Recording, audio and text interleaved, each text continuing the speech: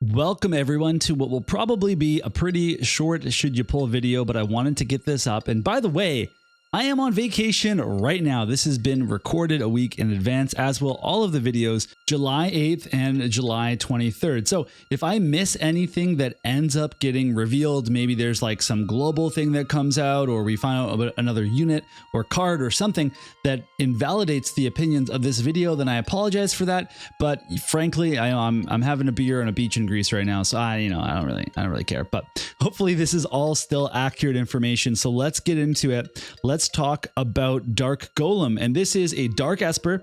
It means that there is there's a 38k usually pity for these. You don't just get them in 10k like the regular vision cards.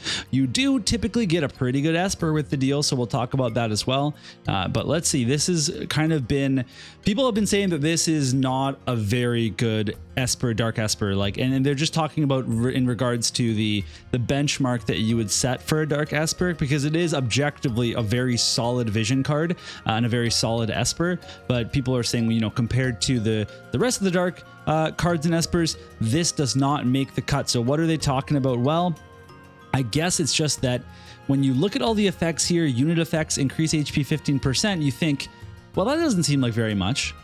AoE resistance, we get that every element has that. We have 2 neutral cards that do those. They're both limited, but we have them. And then defense 8 isn't a gigantic amount, and acquired AP up 38% seems like actually kind of a small amount, although you are very likely having this as your main card, which means you're getting the full 38%. So how do I respond to those claims? Well, I agree that the unit effect there, 15% HP, seems low.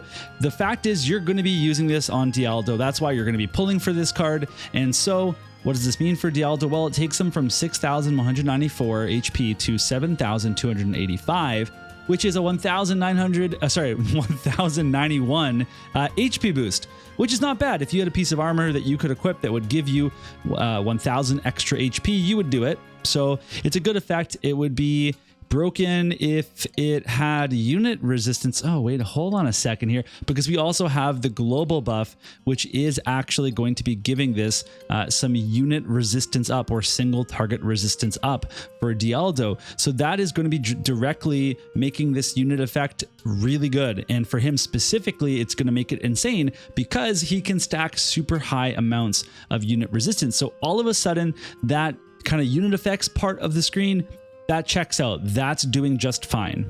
The other thing that the global effect is giving is more lightning resistance up, and basically it's just piling on lightning at this point. Dialdo can already take on a lightning team with ease, but this will make it just a cakewalk. So that is one of the first times where a global effect, I think, has been kind of pushed because of the unit attack resistance and what it means for Dialdo specifically. But then how about the party effects? How do I address those? Well, I will say that 20 AoE resistance is probably the best effect that we look on for a VC. That's the best one. So to get that is always good, and to be able to mix it with different elements is good, because yes, you can use, let's say, Velis with Dialdo and Bradley, and you could use Holiday Christmas Party, or whatever it's called, Winter Holiday Party, and you would get 20 AoE resistance for everybody, and Velis would get some magic up, I believe, from that as well. So it would be a pretty decent card. You would not get the defense, the acquired AP up, etc., and your Dialdo would not benefit from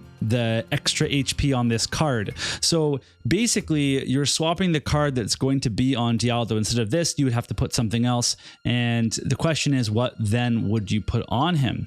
I think that more than likely he would be holding on to the Sheraton card, just because that gives you some AoE resistance. It gives you 10% HP.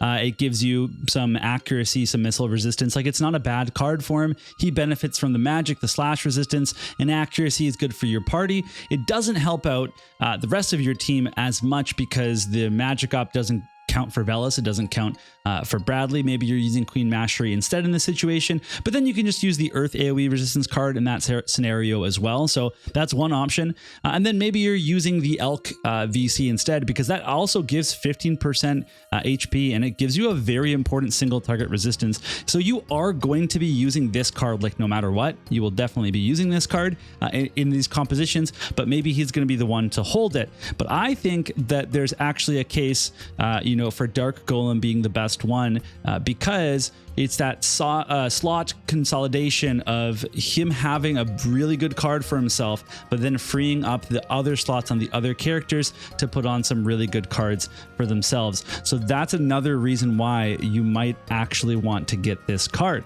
So the other thing I wanted to mention is that the defense, the acquired AP up, those are both kind of, token effects. They're not the best ones out there that we could have hoped for. Maybe if there was some other kind of resistance on here or some stat boost for Bradley or whatever it was. But, whatever. I actually think acquired AP up is really good nowadays because there's less and less people that want bells. So the more acquired AP up you can get, the safer your team is for AP. So at the end of the day, while this is, I think, a staple vision card that you will use pretty much in every single team comp if you are an Earth player, a Dialdo player, it's still really expensive and it's hard to justify. So I'm gonna have a hard time selling this to players unless they're just really comfortable spending that kind of Visior and they've been saving for a long time. When we're thinking about Ice players, I don't think that you should be going in for this at all, even though your AoE resistance card is limited. I just think it's really expensive, and if you don't have Earth at all, then really it's not that big a deal for you to grab this.